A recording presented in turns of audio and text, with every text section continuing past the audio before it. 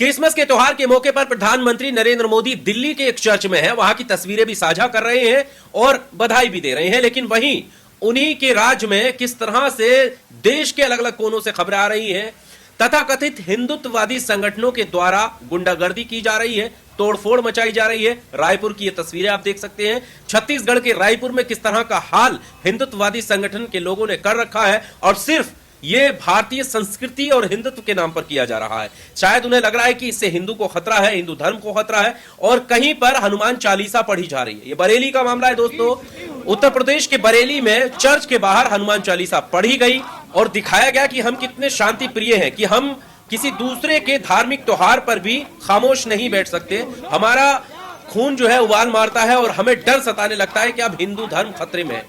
अगर कोई अपना क्रिसमस का त्योहार मना रहा है तो वहां पर भी हिंदू धर्म खतरे में आ जाता है, और कोई अगर नमाज पढ़ रहा है तो वहां पर भी हिंदू धर्म खतरे में आ जाता है, कोई अपना जुलूस निकाल रहा है वहां पर भी धर्म खतरे में आ जाता है। और यहाँ पर स्पष्ट रूप से ये बात भी हम आप तक पहुंचा देते हैं कि ये सभी हिंदू धर्म को मानने वाले लोग नहीं है। अगर आप इन घटनाओं से ये अंदाजा लगा रहे हैं कि ये सभी हिंदू धर्म को मानने वाले लोग ऐसे हैं या ऐसी सोच रखते हैं, तो आप गलत हैं। ये मुट्ठी भर गुंडाई मानसिकता के लोग हैं जिनके ऊपर एक हाथ रखा हुआ है और तथाकथित संगठनों से हिंदुत्व संगठनों से जुड़े हुए हैं, और भारतीय संस्कृति और हिंदुत्व के नाम से इन्हें खुली छूट मिली हुई है। इनको भी पता है कि इनके ऊपर हाथ रखा हुआ है और इस तरह की गुंडागर्दी अगर ये करेंगे तो इनके ऊपर कोई कार्रवाई होती हुई नजर नहीं आएगी। बाकी लोग जो है उनके ऊपर तो कार्रवाई हो ही जाती है। अगर ट्रेन में किसी ने नमाज के लिए हाथ उठा लिया, दुआ कर ली, तो धर्म खतरे में आ जाता है और उस पर कार्रवाई भी हो जाती है। कोई लप्पे आती है, दुआ अगर पढ़ देता है तो उस पर कार्रवाई हो जाती है।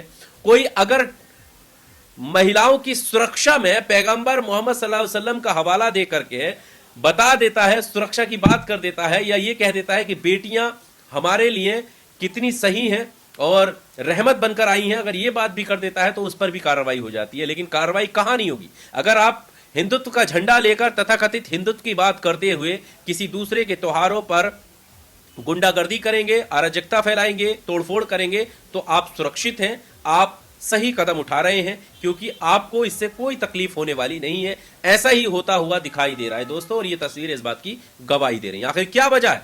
जहां हमारा देश सेक्युलर देश है, सभी धर्मों को पूरी आजादी है अपना त्योहार मनाने की, अपने धर्म का प्रचार प्रसार करने की, तो फिर क्या वजह है? वैसे कहते हैं कि देश किसी धार्मिक किताब से नहीं चलेगा, देश संविधान से चलेगा। लेकिन अगर देश संविधान से चलेगा तो संवैधानिक मान्यताओं को दरकिनार क्यों किया जा रहा है? संविधान में सभी धर्मों को पूर्णतः आजादी है अपने धर्म का प्रचार प्रसार करने की, अपने धार्मिक त्योहार मनाने की। तो फिर ये कौन लोग हैं जो गैर संवैधानिक काम करते हुए गुंडागर्दी कर रहे हैं? इन पर क्यों कार्रवाई नहीं हो रही है? ये संविधान को एक तरफ रख के अपने धार्मिक ग्रंथों के हिसाब से उन त्योहारों को गलत मान रहे हैं, और भारतीय संस्कृति का हवाला देते हुए, हिंदू धर्म खतरे में है इसका हवाला देते हुए दूसरे धार्मिक त्योहारों पर हमले कर रहे हैं। और ये सब लोग नहीं है, ये फिर हम बता दे रहे हैं, चंद मुट्ठी भर लोग हैं जिन पर कठोर कार्रवाई करने की जरूरत है, क्योंकि ऐसे लोग हमारे देश की संस्कृति और हमारे देश को बदनाम करने का काम कर रहे हैं। ये वीडियो जब बाहर जाएंगी तो लोग क्या सोचेंगे? वसुदेव कुटुंबकम की बात करने वाला देश